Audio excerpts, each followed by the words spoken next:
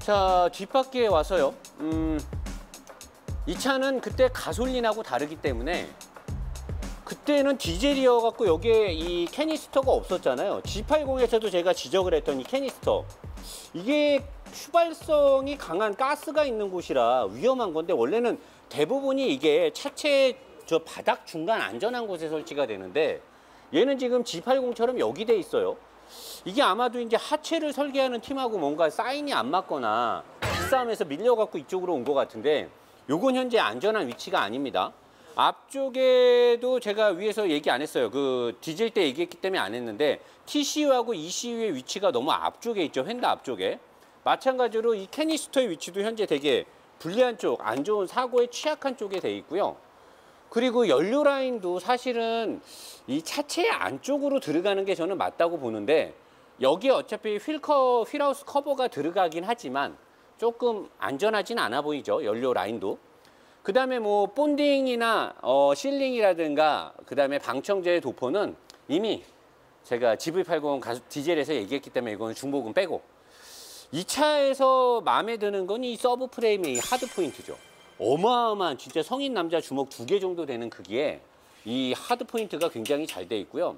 페즈라만 형님이 아무래도 이 하드웨어 설계를 전담으로 하셨고 그분이 BMW에서 이 하드웨어 아키텍처를 만지던 사람이기 때문에 맥주만 형님은 주행 세팅을 잡는 분이고 페즈라만 형님은 하드웨어 아키텍처 설계하시는 분이기 때문에 제가 전에도 칭찬했듯이 이 3세대 제네시스 후륜 베이스의 이 아키텍처는 뼈다구는 굉장히 설계가 잘 돼 있는 뼈다구입니다.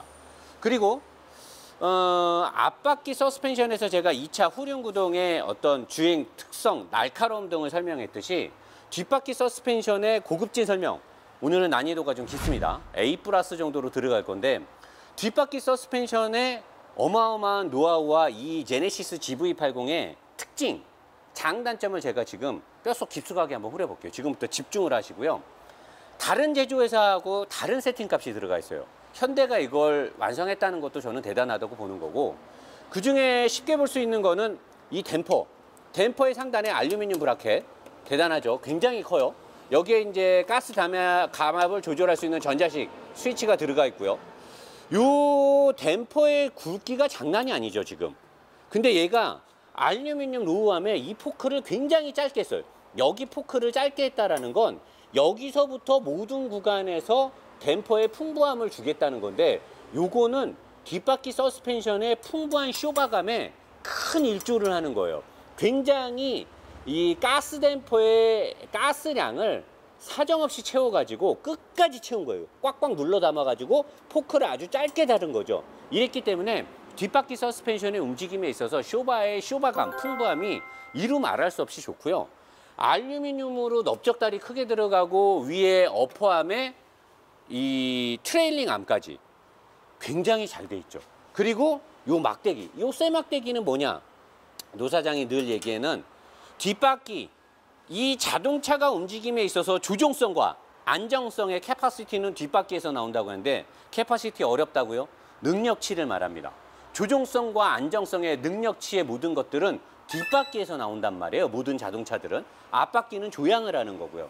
뒷바퀴가 그걸 하기 위해서는 이 토우링크라고 하는 건데 얘가 이 바퀴에 앞으로 벌어지고 앞으로 이게 바퀴가 보면 딱 일자로 돼 있는 게 아니고요. 앞을 향해서 약간 화살촉처럼 되는 경우도 있고 화살촉이 반대로 이렇게 벌어지는 경우가 있어요. 그거를 조절해주고 코너에 들어갔을 때 뒷바퀴가 그 토량에 대한 변화값을 지탱해 주는 게 이 토우링크란 말이에요.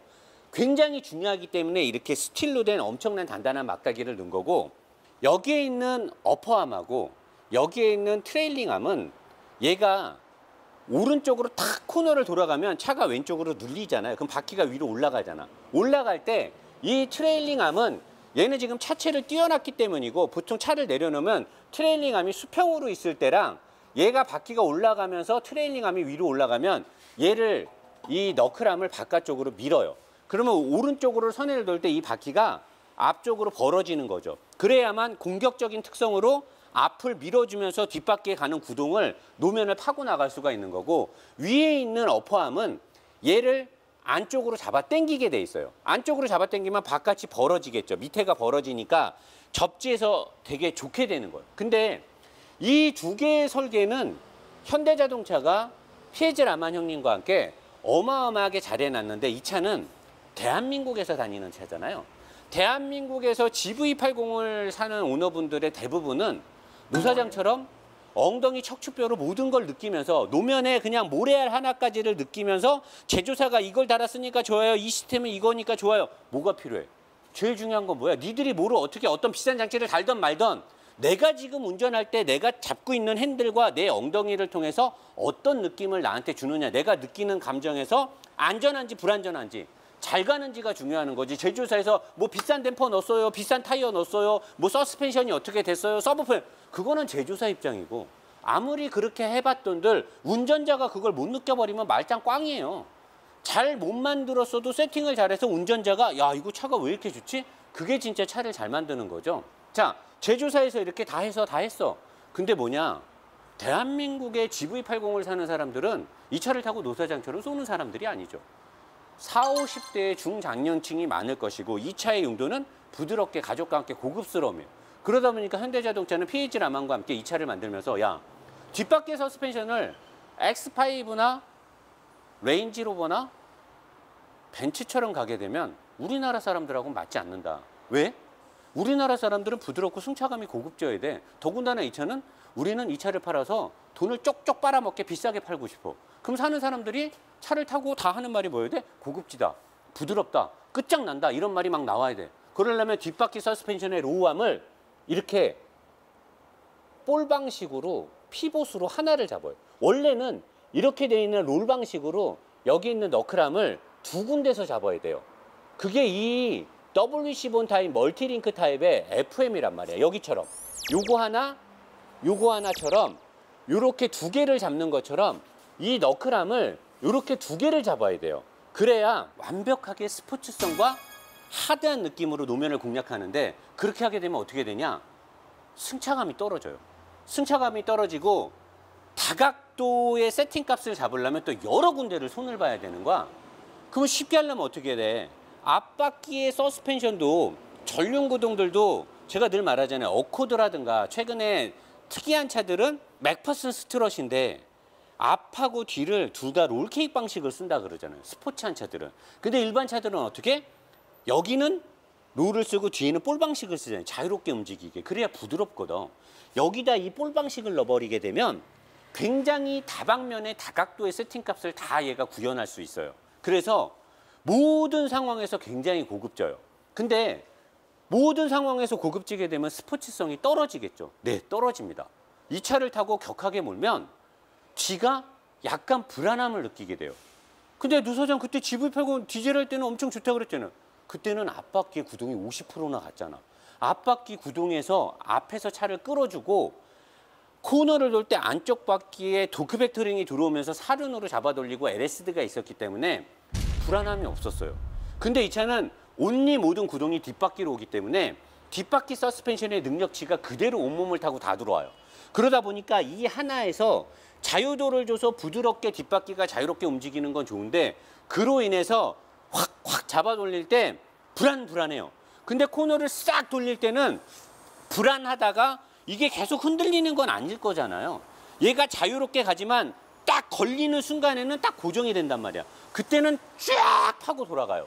근데 싹싹싹 할 때는 얘가 자유도를 많이 주기 때문에 불안함이 느껴져요. 그러니까 이게 어떨 때는 좋은데 어떨 때는 안 좋고 그래요. 근데 대부분의 사람들은 굉장히 부드럽고 고급지다고 느낄 거예요. 근데 저는 조금 아쉽더라고요. 근데 싹 코너를 돌 때는 움직이지 않으니까, 한번 딱 부하가 걸린 상태로 고정으로 가니까 기가 막히죠. 그래서 저는 이거를 잘했다고도 칭찬해주고 싶으면서도 아, 역시 현대다. 참 얌스럽다. 옛날 도요타가 이렇게 만들었을 때 제가 그랬잖아요. C8 놈들 더럽게 얌스럽게 차 만드네 그랬는데, 이게 현대자동차가 스포츠성에 어느 정도 다가가면서도 많은 대중들의 입맛을 맞추겠다라는 글로벌 정책이 아닐까 싶으면서, 대단하면서도 얌스러우면서도 아쉽다라고 볼 수 있습니다. 하체로 가겠습니다. 자, 여러분, 하체에 와서 일단은 여기 서스펜션 쪽은요, 이미 제가 디젤에서도 설명을 잘했지만 여기에 있는 텐션 스트럿이나 로우암이나 여기에 있는 피봇의 위치, 그 다음에 스티어링에 이 타이로드가 묶인 곳이든 다 BMW X5를 그대로 카피를 했습니다. 여기에 달려있는 이 아치들도 거의 X5랑 똑같더라고요. X5보다 조금 달라진 부분이 여기 서브 프레임의 이쪽으로 가는 하드 포인트인데, 사실 저는 이게 여기까지 이렇게 연장되기를 원했는데 이 차는 여기까지 연장은 안 돼 있죠. 그리고 여기가 좀 더 길게 빠져서 여기도 볼트를 하나 더 했으면 좋겠는데, 여기 하나 아쉬운 건데 이것도 거의 X5랑 맞먹고요. 앞쪽으로 나가는 거 없이 여기서 끝났어요. 끝났고 여기서 서브 프레임은 끝나고 인사이드 패널이 이제 앞쪽으로 끝까지 나가면서 범퍼 레일이 앞쪽에 달려 있고요. 그리고 이 차는 엔진이 아마 이 차급에서는 굉장히 가벼운 엔진이 들어갔을 건데, 여기에 이제 트랜스퍼 케이스가 없죠. 사륜이 아니다 보니까 이쪽에 트랜스퍼 케이스가 없고, 대신에 엔진의 하부 쪽도 굉장히 좋은 소재예요. 이게 다 알루미늄인데, 나는 이제 이 소재가 알루미늄을 쓰다 보니까 현대가 지금 이 알루미늄 합금이 진짜 고급 소재를 안 쓰면 내구성이 떨어지고 약할 수밖에 없거든요. 그래서 이게 지금 나는 내구성이 좀 약하다고 보는 건데, 이쪽으로 방대하게 아치를 달아서 브라켓을 달아서 전자식, 여기 보시면 센서 붙어 있는 거 보시죠. 전자식 엔진 마운트를 양쪽에 달아가지고 엔진의 진동은 정말로 하나도 차로 오지 않습니다. 요거는 정말 칭찬해 주고 싶고요. 렉 타입의 MDPS는 만도 제품이 들어갔어요. 굉장히 위치 좋고 커다란 게 들어갔죠. 아까 제가 위에서 얘기했던 순행식 인터쿨러, 엔진 쪽으로 들어가는 흡기 쪽에 순행식 인터쿨러 이렇게 크게 밑에 있고요. 현대자동차가 만도를 꼭 쓸 것 같은데 안 쓰는 곳이, 제가 다른 차에서도 얘기했지만 이 팬, 이 냉각 팬이요, 보시 거를 써요. 여기 보시면 보시라고 써 있는데 왜 이 냉각 팬만큼은 보시를 쓰는지 모르겠어요. 만도가 저걸 못 만들 리가 없는데 냉각 팬은 보시 제품을 쓰고 있고요. 그리고 나머지 여기에 이제 오일, 엔진 오일에 대한 열교환기 이쪽에 달려 있죠. 엔진 오일 열교환기. 미션 쪽에 열교환기는 저 위에 있어요. 미션 위에 동그란 식으로 약간 효율이 떨어지는 장치가 달려 있고요. 하부 패널 쪽에 사이드 실이라는 거 이런 거 되게 튼튼하게, 제가 이 프레임 잘 만들었다고 칭찬했었잖아요. 되게 잘 돼 있고, 제가 막 놀려서 그런지는 몰라도 단열 소재가 어려운데 빠짐없이 쭉쭉쭉쭉쭉쭉쭉 끝까지 잘 해놨어요. 내가 그렇게 갈궜더니 이번에는 빠짐없이 단열 소재 수입차랑 똑같이 끝까지 싹 다 쿠킹 오일로 다 발라놨고요. 그리고 이 차 타면 되게 조용한데 이렇게 흡음재 있죠. 이런 흡음재들이 중간중간 약간 비어있는 곳이 요런 데는 이제 흡음재가 없잖아요. 요런 데 몇 군데 빼고는 거의 다 흡음재도 다 발라져 있고, 단열 소재는 지금까지 제가 리뷰를 시작하고 오늘까지 약 만 6년 정도를 리뷰를 한 것 같은데, 만 6년 만에 처음으로 현대자동차가 단열 소재를 빠짐없이 다 끝까지 바른 거를 이제야 와서 완성된 거를 보네요. 이제야 와서. 이거 박수 쳐줘야 돼요. 그리고 여기 아까 제가 3원촉매 얘기했잖아요. 3원촉매 여기 위에 끝단에 보면 저기 있는 거, 저기 동그란 거 있는 게 터보예요. 터보, 배기 터보.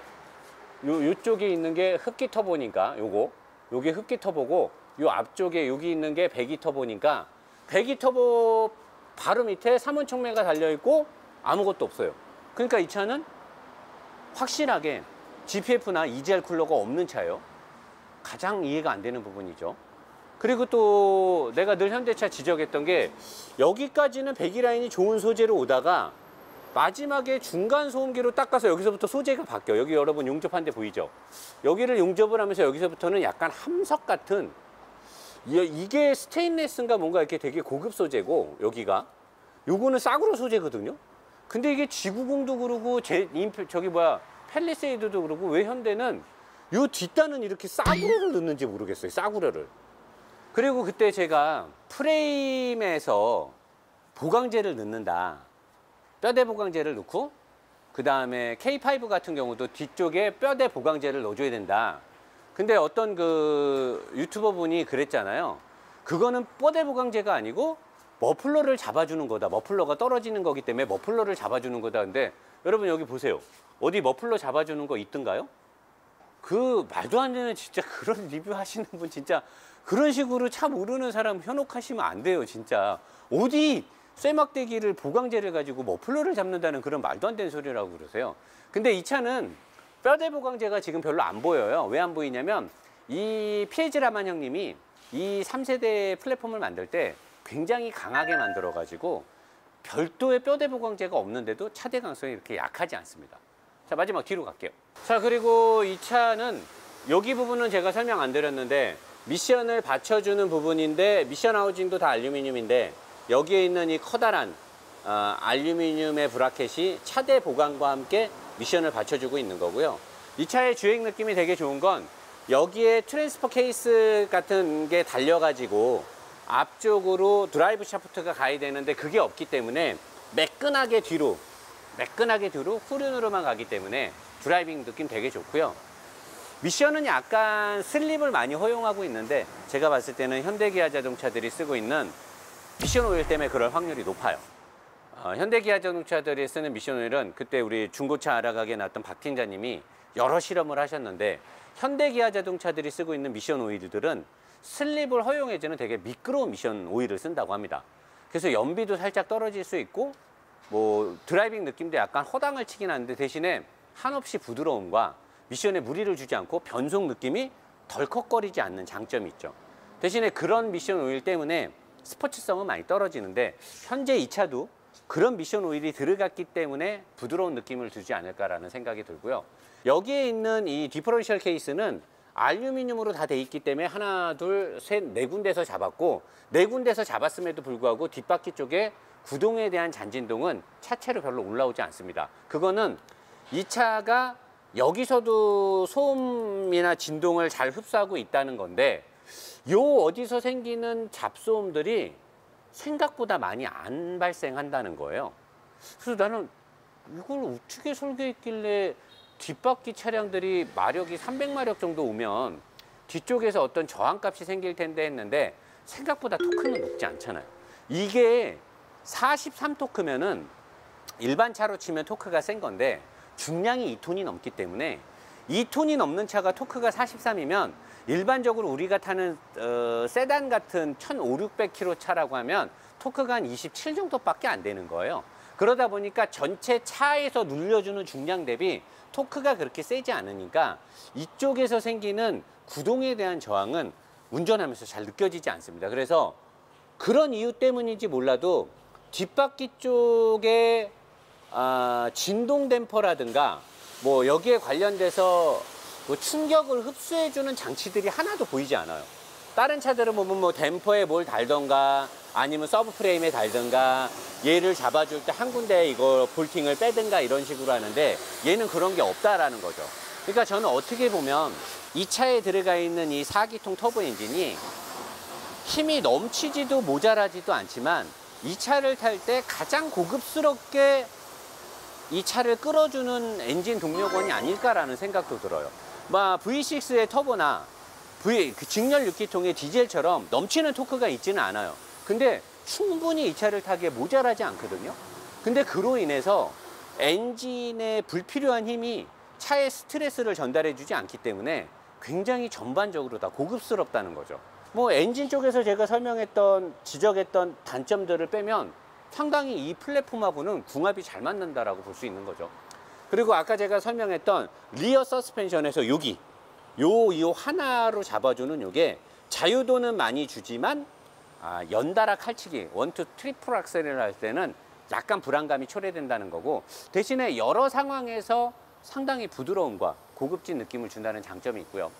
원래 이 엔진이 굉장히 치밀하고 스프린트한 엔진이면 여기나 여기 또는 요 어디에 플랩을 달아가지고 배기가스의 압력을 조절을 해줘야 돼요. 근데 얘는 현재 이쪽으로 와서 두 개로 나눠지고 관이 가면서 벤츠가 주로 쓰는 찌부시키거나 꺾어가지고 거기에서 저항값을 만들고 해야 되는데 얘는 그런 게 없죠. 그러니까 얘는 배기 라인에 별다른 저항값이 없이 그냥 쭉 뺀다라는 건 그렇게 보면 엔진이 그렇게 최첨단 엔진이 아닐 수도 있는 거죠. 자, 여러분 GV80 2.5 터보 엔진의 하체 요리기 어떻게 잘 보셨습니까? 뭐 전반적으로 좀 정리를 하자라고 하면 이 뼈대는 변함없잖아요. 하체도 마찬가지고. 그리고 제가 늘 강조하듯이 우리나라에서 강원도 쪽이 아니면 굳이 사륜은 필요 없다라는 주장을 노사장은 늘 한결같이 하고 있습니다. 쓸데없는 옵션과 구동 계통을 넣어서 운전의 경쾌함과 연비가 떨어지는 그런 것들을 할 필요가 없다라는 거죠. 이 차주분 아주 차량의 세팅 잘하신 것 같고요. 이 차는 잘 만들어진 차대와 하체에 어쩌면 좀 부족한 엔진 출력과 가벼운 4기통 엔진이 굉장히 좋은 밸런스와 부족한 엔진 출력으로 인해서 스트레스 지수가 내려가기 때문에 어떻게 보면 에이 이왕 몇백 더 주고 V6 살 걸 직렬 6기통 디젤 살 건데 어쩌면 그 몇백을 덜 쓴 게 두고두고 일반적인 상황에서는 훨씬 더 부드럽고 편안하고 좋은 승차감으로 다가올 수 있다는 거죠. 저 엔진의 치밀함과 고성능과 친환경적인 부분은 현대가 앞으로 어떻게 끌고 갈지 모르겠는데 저는 사실 그게 부족해 보이죠. 그게 아니라고 하면 이 차는 되게 좋은 차입니다. 제가 몰아봤을 때 굉장히 매력이 있어요. 가격은 그건 아닌 것 같아요.